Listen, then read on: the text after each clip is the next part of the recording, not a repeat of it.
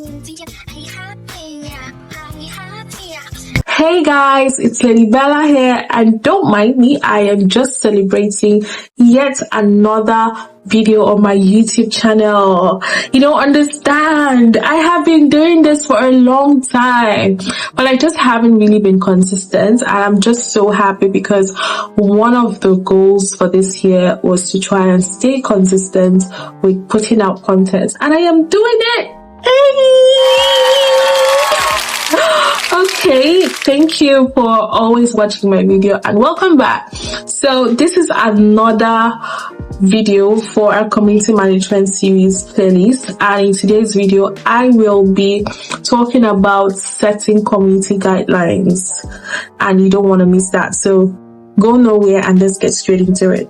Setting clear community guidelines is an important and fundamental aspect of a community because it sets expectations. It lets people know what to expect.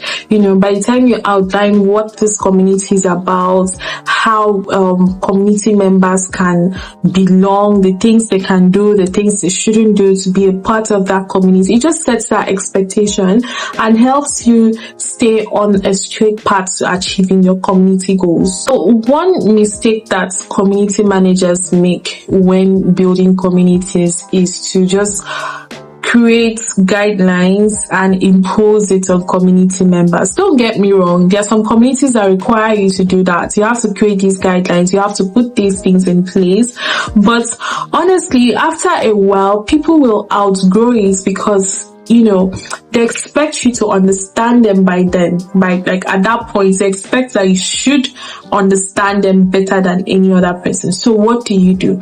As a community manager, you need to be able to carry your community members along when setting guidelines. You can do this by, putting out surveys, asking questions, anonymous questions, let them participate in that process, because when they participate in the process, it's more like I set the rules, so I cannot break it. Do you understand? By the time they are part of this process, they would feel that sense of ownership, and they know that, okay, well, I was the one that voted for this, so I just have to stick by it. One thing to take into consideration when creating community guidelines is you have to be clear and concise. There is no need to write a whole bunch of things that even you as a community manager will not adhere to, right? You have to be very clear, and you have to be use simple words. This is what you should do as a community member. This is what will happen if you don't adhere. Let your community members know the do's and the don'ts. That's what I mean by clear and concise.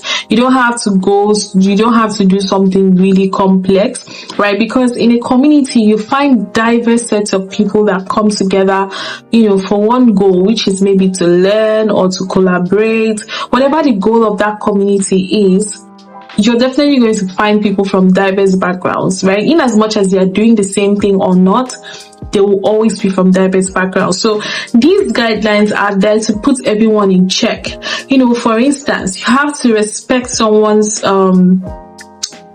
privacy. You don't just jump up and send someone a DM, or you have to not use violent words. You have to, these are clear and concise goals that you just put in there, straight to the point, and also put out measures that will be taken if these guidelines are not followed.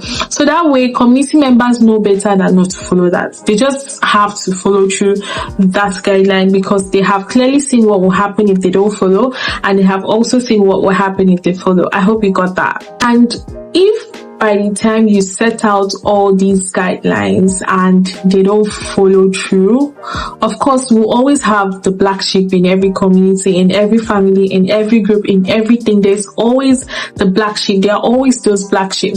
But in a situation where you have, cases where people do not follow through these guidelines, you need to be able to state out consequences, right? So before consequences comes series of warnings. As a community manager, you don't just wake up and decide that, because this person did not adhere to this rule, you're going to kick them out of the community, or you're going to punish them in one way or the other, right? You take things a step at a time.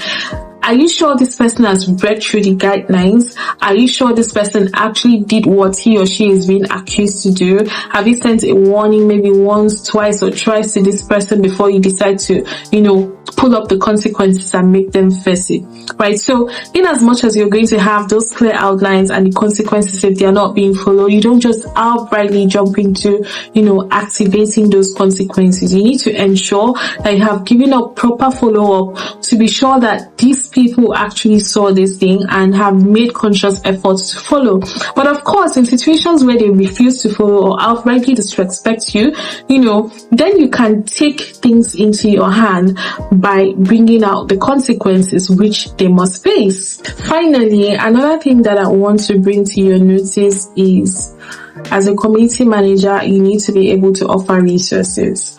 So these resources can be video resources, can be frequently asked questions and answers, can be tutorials, can be written resources, PDFs, articles, anything basically. Offer resources that would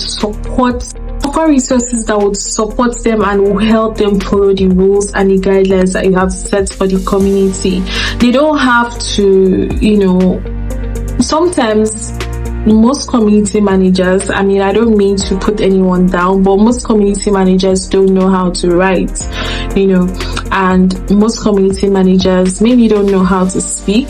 These are actually soft skills that you need to learn as a community manager: writing, speaking, all those soft skills that generally helps endear people to you.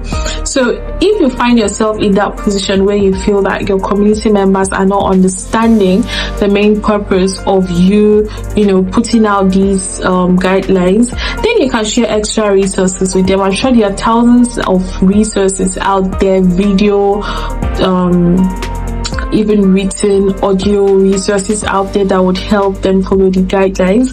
And since these guidelines are actually peculiar to your community as a community manager, you can go as far as creating these documents yourself. So you can decide to create a video tutorial or a video message or an FAQ or something, just to help them consume this content in every format and help them, because this is something that's peculiar to your own community. What works for my community might not work for your community. So it's something that works for your community, and you have to ensure that all the videos, all the content, all the extra resources that you're creating resonates with that community, right? And it's honestly useless if other community managers try to copy you. They might copy some things that you're doing that works for you. They might just implement it in their communities, but it doesn't totally work for everybody, because again, communities differ, they are diverse, people come from different backgrounds. So let's say, for instance, the guidelines that I can put out in a developer focused community isn't the same that I'm going to put out in a designer focused community or a product managers focused community. So always ensure that you understand your community members, understand their needs, carry them along in that process, and then you get to that position where you're able to come up with clear guidelines that would lead that community, help you avoid conflict, help you avoid violence, help you avoid some challenges, or navigate it the better way, and you are good to go. So yes, these are the few tips that I have in terms of setting clear guidelines for your community. If you have any questions for me, feel free to drop them in the comment section. And if you also need me to drop extra resources for you, like creating a community guideline template and maybe any other template, feel free to also let me know. I am very much open to doing that and sharing with you in my channel. So see you on my next video. Bye.